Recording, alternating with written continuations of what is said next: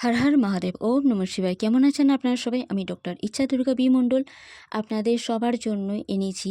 এই যে অমাবস্যা তিথি আসছে, এটা ভেরি ভেরি ভেরি ইম্পর্টেন্ট। এই কারণেই খুবই গুরুত্বপূর্ণ একটা তিথি। কারণ একটাই, এটা এক তো শনিবার, বারের বার শনিবার। দ্বিতীয়ত মাতা শক্তির, মা কালীর অমাবস্যা তিথি, আমরা সবাই জানি। দ্বিতীয়ত এবছরের ফার্স্ট বড় বাবার জয়ন্তী, আমি নাম নিচ্ছি না ওনার, বড় বাবার জয়ন্তী এই দিনেতেই পড়েছে।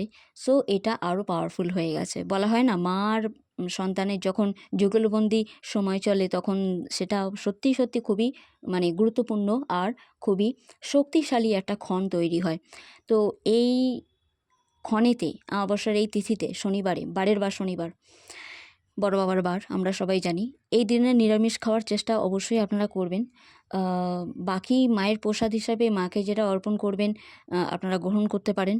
তার সাথে সাথে অবশ্যই একটা কথা বলবো, এই দিনে আপনারা জানবেন মাতৃশক্তির আরাধনাতে একটা ব্যাপার থাকে। ইয়া তো মায়ের যে খুব বেশি ভক্ত হয়, তাকে অনেক পরীক্ষা দিতে হয়। ইনফ্যাক্ট মা পরীক্ষা নিয়ে থাকে।